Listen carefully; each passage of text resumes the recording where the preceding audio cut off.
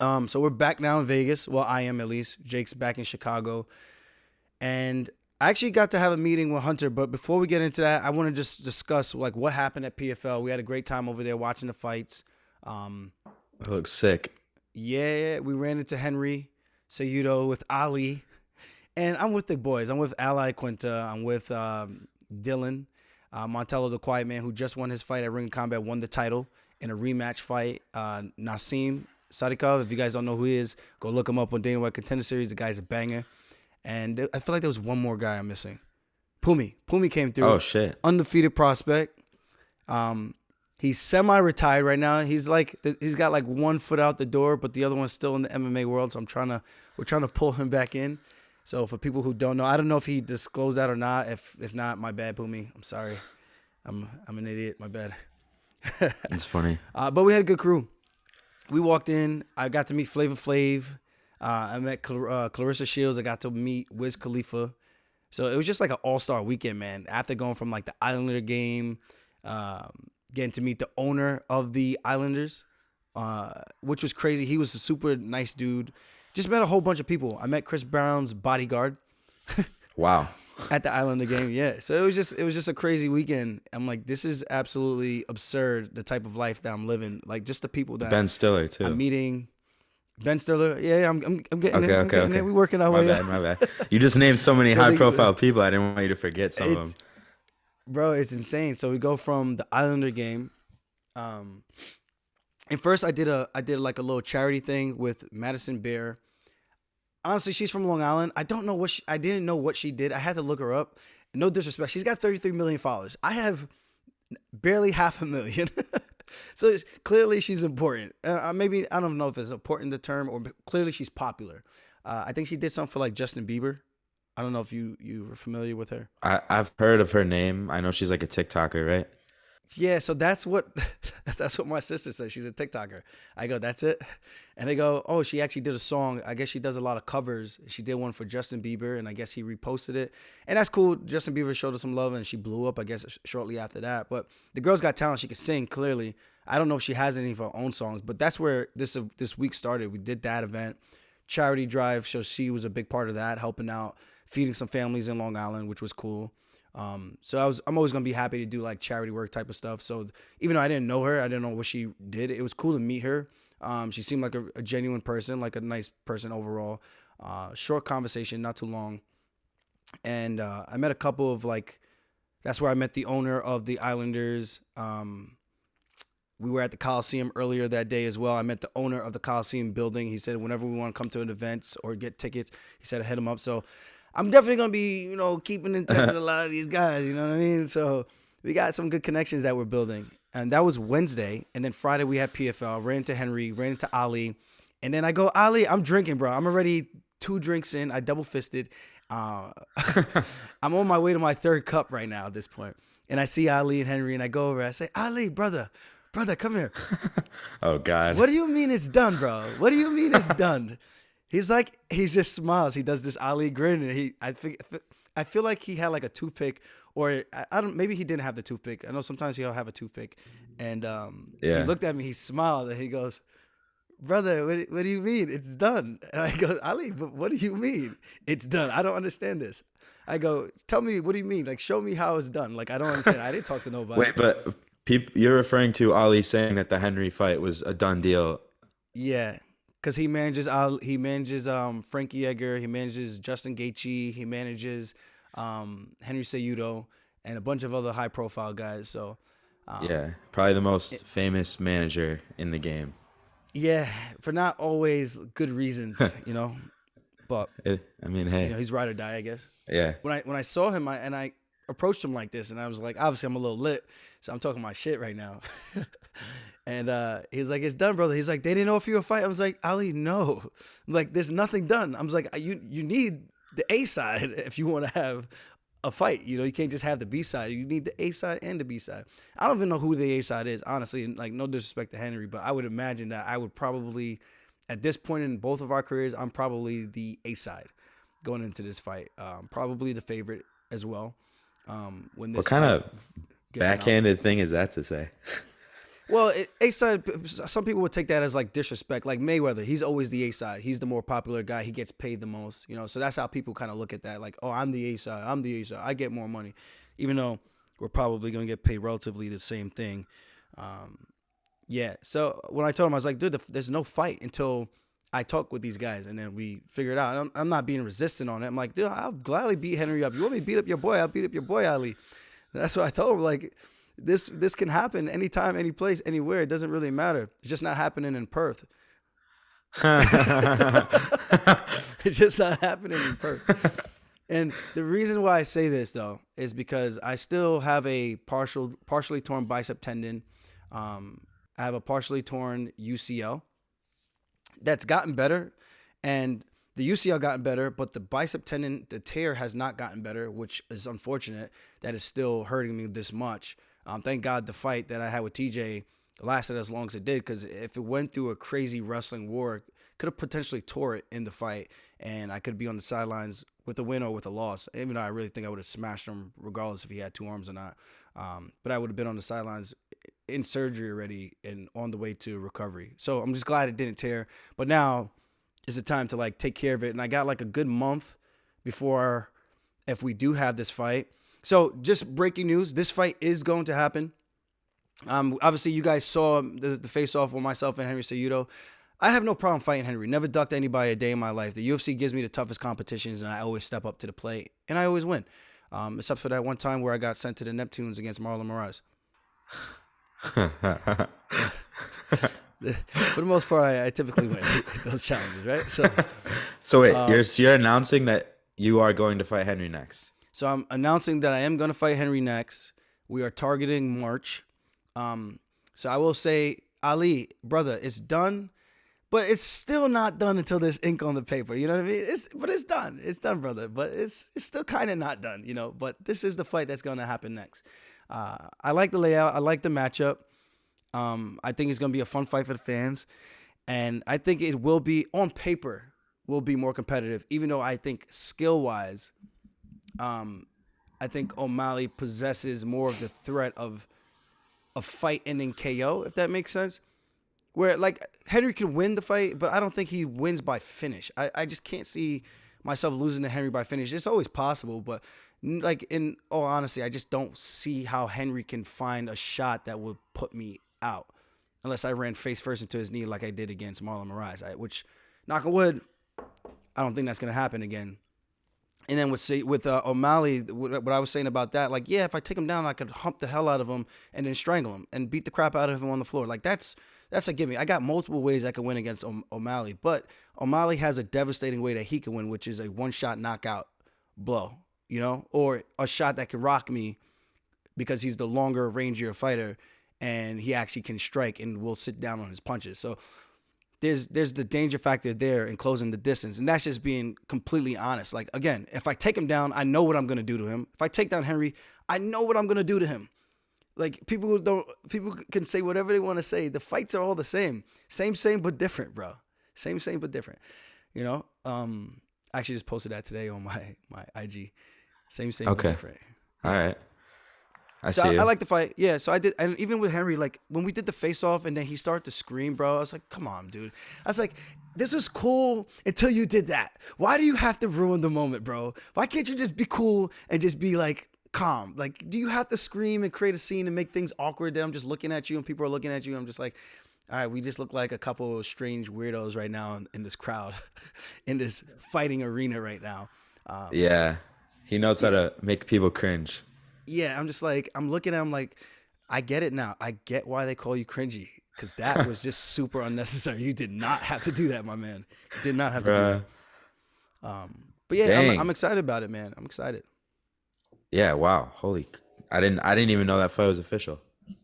Well, as we said, it's done, but it's not done, brother.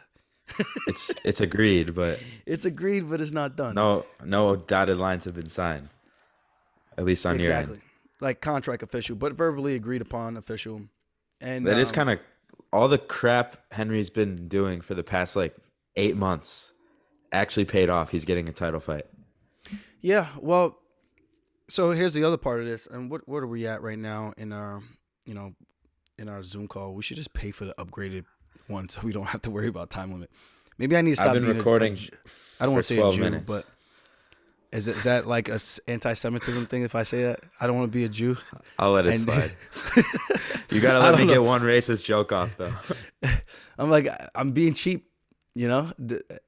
I don't, is that a good thing? I'm being frugal. Let me not say cheap. Cheap sounds more like, you're a cheapskate. I'm being frugal. I don't really Maybe we should mind just- that one, but I think the whole there's some stuff that's annoying, but I don't really mind that one. Yeah.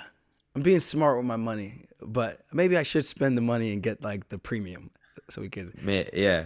not have to end calls. For reference, this guy's so cheap. He signs into my WeTransfer that I pay for. He pays me to do all his video stuff, but he signs into my WeTransfer that I pay for to send me files to edit instead Listen, of paying man. it for it himself. You got to get ahead, right? And There's he only one doesn't- way to get he's- ahead in life. Yeah, there's one way. Guys, what they say, Just make your videographer pay for everything. I don't have a, if it's free, it's for me, baby. Let's go. Wow. Um, So, all right. So do you have an early prediction for you versus Henry, or do you want to even go there? Honestly, I know I said finish him in one, which I realistically can't see that happening. I felt like if the TJ fight, if he actually tried to get up, obviously his arm was messed up at that point. But what I'm saying is if he was able to get up, I think he would have forced himself into a worse position, which would allow me to have finished that fight in the first round. With Henry, I think he might be naive enough to rush certain positions. And me saying this could just ruin that whole thought process for him and make him not do something like that. But I can see him still making a mistake and leaving an opportunity for me to strangle him. I don't think Henry's a guy I would punch out. I think he's a guy I would need to submit. That's what I think. Yeah, if I punched him out, that would be fun. Or if I catch him coming in with him trying to close the distance, because he's going to need to close the distance.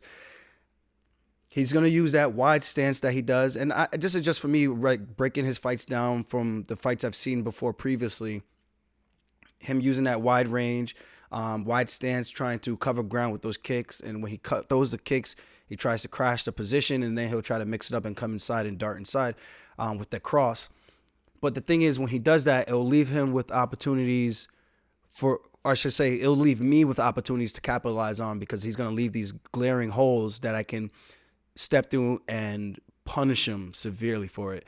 And again, this is two competitors. I think it's going to be a high-level chess match.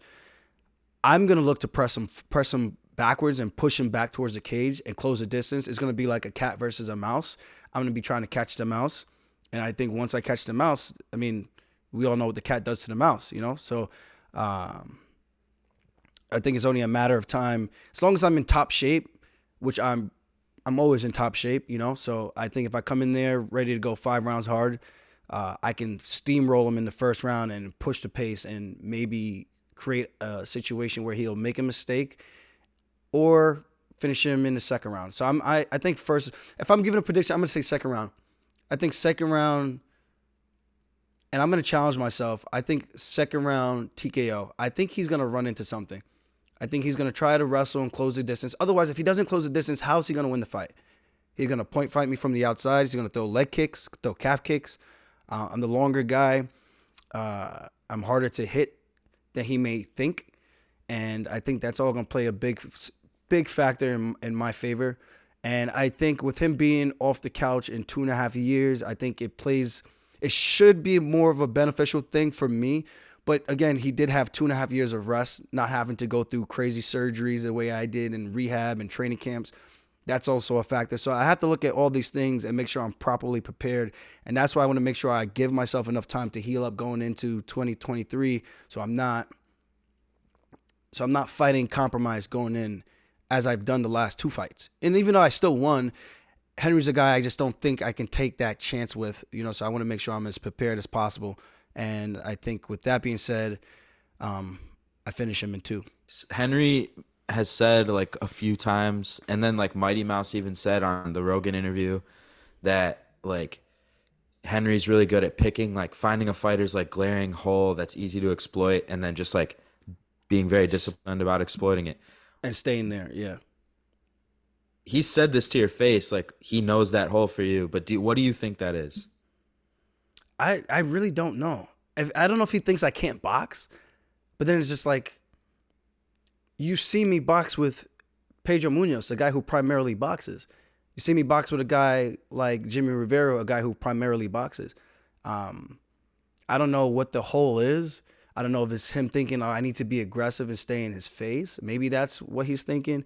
And like I look at my fights and I try to break it down. Like, how would I beat me if this was a problem I need to solve? And I feel like to beat me, you need to try to beat me on points. I don't know if there's a way to beat me by finish, because I don't really put myself in situations where I'm easy to hit, if that makes sense. Except the one time I rushed the finish and I got excited and I took Marlon lightly and I paid the price for it. So other than that, I mean, there's no other fight that I really lost where it's like no one has ever beaten me down. I don't have no fights like that where it's like, oh, you got your ass kicked. No fight has happened like that. And with that being said, I just don't know what his logic is in this. Like, what's going to be the thing that he stays home with? The one thing I will say, when I fought Jan the second time, he did better at landing those leg kicks. And that's because he didn't throw as many the first time. My game plan was throw the leg kicks against Jan because that was the easiest target I was able to hit. Even though I punched him in his face a bunch, but that was the easier target I felt like I had a lot of success with. And then I went over the top with the head kicks 2 times in a row. And then when I shot, he hit me with the knee. And the fight was over.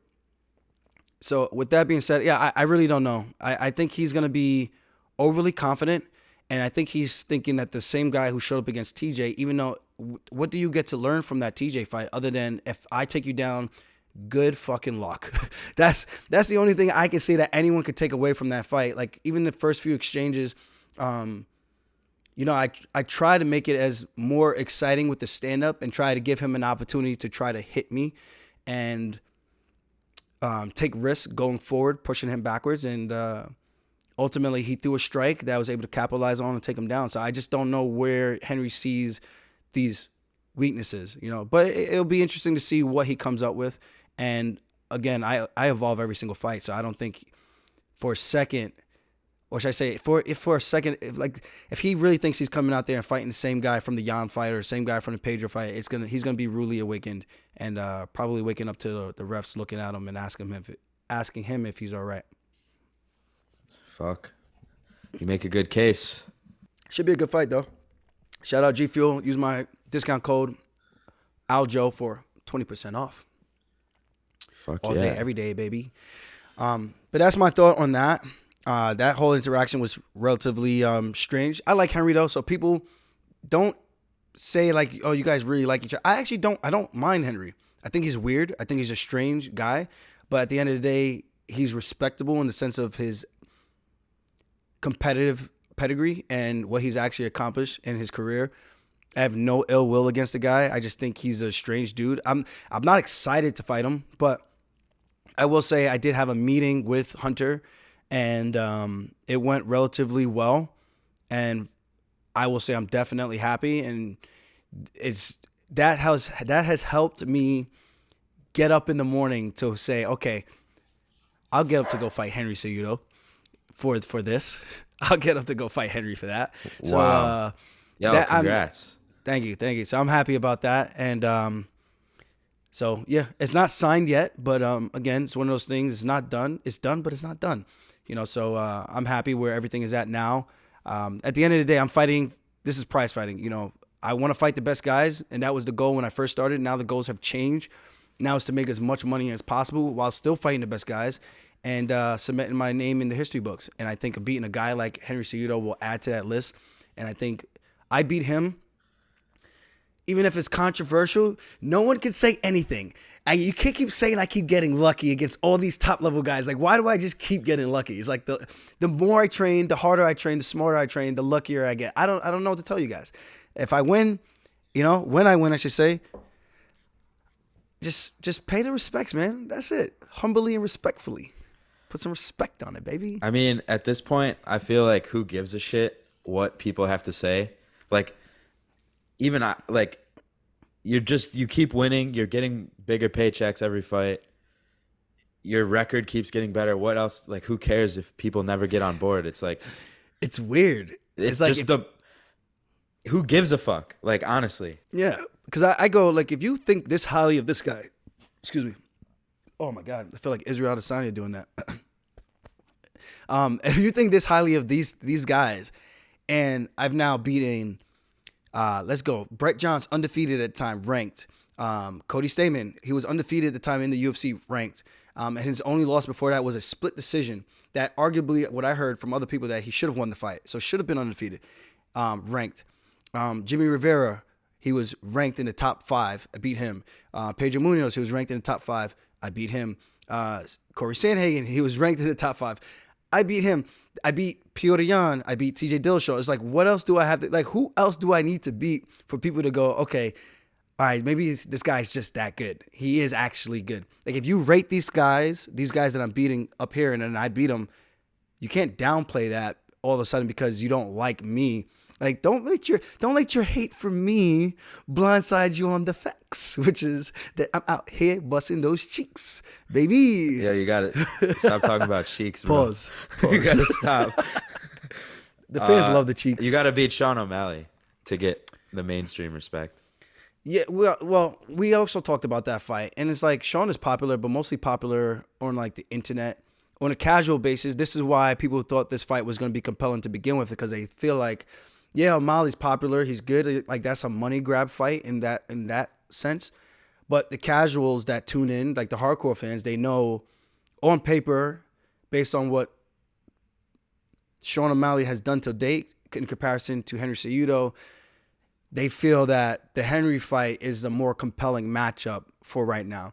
And it does feel weird because it's like, let's let Sean O'Malley sit out and wait so that he can get better with his grappling. By the time the summer comes around, he should be good enough to compete with Aljamain Sterling or Merab Dvalishvili or Ricky Simone or maybe Henry Cejudo. He can compete with any of those guys. We just got to give him time. That's what it feels like. I'm like, dude, if the guy wants to fight for the number 1 spot and gets the number 1 spot, he should be willing to fight. Like the UFC always says, this is not the place that you fight. You come here to get ready and learn. This is where you come to be ready. You be here and you fight the best guys. But somehow it just doesn't apply. And don't get me wrong, he did beat Piotr Jan, and I give him that nod. But then don't also say in the same breath that he's not ready to fight the high-level grapplers in the division. Because if you're the best guy, you fight the best guys. You know what I mean? Also, you're not going to close a gap in anything in life. You can't close 10 years of experience in like a year. Like, even if he had a whole year to just be in a jiu-jitsu mat rolling around with people, he still wouldn't close the gap with you. So it's kind of, I mean, he could get better, but he could definitely get better. I don't know how much better. 10,000 hours versus like 1,000 hours. Yeah. You know, metaphorically speaking. Yeah. I mean, either way, I'm going to be excited for that fight regardless. I mean, I beat Henry, then I fight O'Malley because he gets to wait, as he's pretty much got a bye to the finals. He got a bye all the way to the finals. He had one tough match, and now he gets to wait and sit, and then he gets to fight for the title. And here's what I think. And I don't know if the UFC actually thinks like this, but my theory is I get a harder matchup with Henry. Maybe Henry beats me. You have the 2-time division champ, and now he comes back. He wins the belt. And this is playing devil's advocate, because I always think like this, that you have to, because you never know like what's guaranteed, right? So Henry, let's say Henry beats me, then he gets the crazy payday, gets to go against O'Malley. And O'Malley gets the easier fight of the two in terms of the stylistic matchup, because styles make fights. He gets to fight Henry, who's primarily a wrestler, not really a grappler in the sense of like he can finish you with submissions, because I don't think he even has any type of jiu-jitsu finishes whatsoever. He has a better chance of knocking him out, right? Versus a fight with me. So I think stylistically, I think O'Malley has a better chance of becoming a UFC world champion fighting Henry Cejudo and not Aljamain Sterling. I think that's the thought process. We can have our golden goose become the champ that we think he can be if we give him a more favorable matchup. What better way to do that than to have the wrestler fight the other high-level wrestler and potentially lose? And I'm not saying this is what they think, but at the same time, this is what I think the thought process is. Because if not, then it's like, why not just have me wait to fight Sean in July, you know? if that's not what they think, then why not just do that? And I did bring this up as well. And again, we just know the gap. But I don't think the gap closes is going to be different between me fighting somebody and just waiting. I don't think there's a difference in that. So I think that this is what I just think. I just think that's what the thought process is. I mean, look at it as you get to beat Henry, become an even bigger star, and then you get to fight O'Malley for the big payday. And 100%. then beat his ass, and then you're the golden goose. That's the other way to look at it. And they did bring that to my attention as well, in the sense of like having the fans become more supportive if I beat a guy like that, in terms of the casuals and in terms of the hardcore fan base. So I get a little bit of a double dip there. And for me, it's a fun legacy fight, man. I always said I want to fight the best guys. And when I first got into the UFC, I wanted to fight the best guys for peanuts. I didn't even realize. And I told Hunter to his face, it's like, dude, when I did this sport, I didn't realize it was a business. I got in here to just fight, make a couple of dollars here and there. I was winning fights. I was going to strip clubs after fighting, and I was just having a good time. I was like, this is amazing. This is way better than wrestling.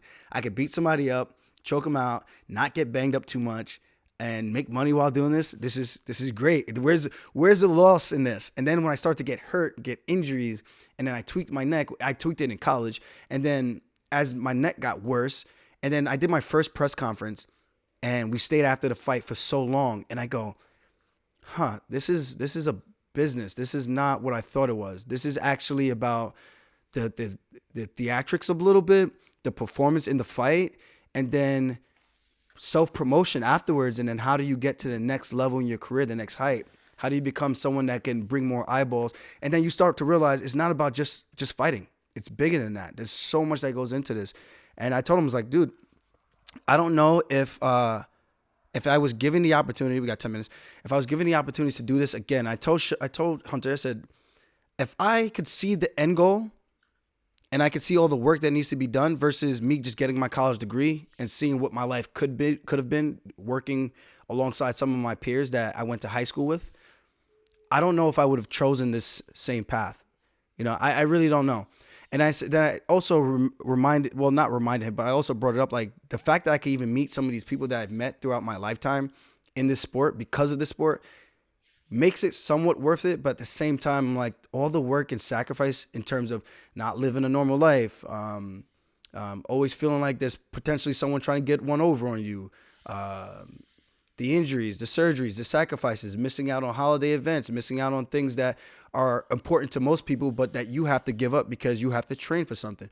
There's a lot more that you give up, and it's a trade-off.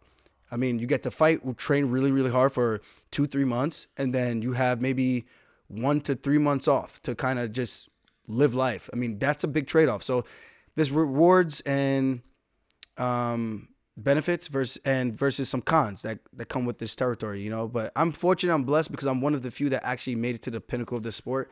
And I don't think a lot of people realize that, like, to get to the pinnacle of anything in life, it's extremely hard and it takes a lot of sacrifice. Like, you give something up and you have to lose something to get what you want. There's nothing worth having without some type of sacrifice. You know what I mean? If that makes sense. And you're young, man. You're 21. So I think you're probably learning, like, even when it comes to like sleep, for you to do great work and to get stuff done on a certain time schedule to help build something that you're trying to build, it takes time, it takes sacrifice, it takes energy, more so than it would have taken if you just, I'm just going to get up, go to work, punch the clock, come back home, chill, maybe go to a happy hour and just hang out with my friends, create memories. And there's nothing wrong with that. It's just a different type of lifestyle, Yeah, I mean, even I learned a lot about that just by kind of watching you in these last 2 title fights, just what it takes to actually just be great at something in general. And there's people who, like, just to be great at anything, you have to work super hard and like sacrifice and think long term. You can't just like expect something great to happen overnight. So, but yeah, I'm getting like a first class lesson in that, just watching you and like Marab and all you guys just punch in the clock day in and day out. It's a lot, man. It's a lot of time. Again, I can't stress the word sacrifice enough. And I think people think, I sacrifice stuff. It's like, you think you do. I'm not saying this for everyone, but you think you do until you actually look back and like, wow, where has the time gone, and look at all the things I had to have given up just to get here. And sometimes you're not even guaranteed to get here. You know, this is a pipe dream to get to this type of position. So again, I'm definitely blessed and fortunate. I'm happy where I'm at. I don't take it for granted, and hopefully the good times keep rolling in. I do know that song would eventually stop, and I'm eventually going to lose if I stick around long enough. And while I'm here, I want to make sure, and this is just being brutally honest, I just want to make sure I can collect as much as I can while I have the pay-per-view points and all these other things, and people care and they want to hang out with me. They give a shit about me right now. And I'm just trying to get all the things I could get that come with this limelight while I can, because one day it will be taken away and someone else will run with the torch, if that makes sense, you know. So that's the best way I can rationalize it. Like, losing is part of life. It's how you handle it and where you go from after that. So I'm excited to see where the future takes us, and just let the good times keep coming in, man. That's all I can say. Just keep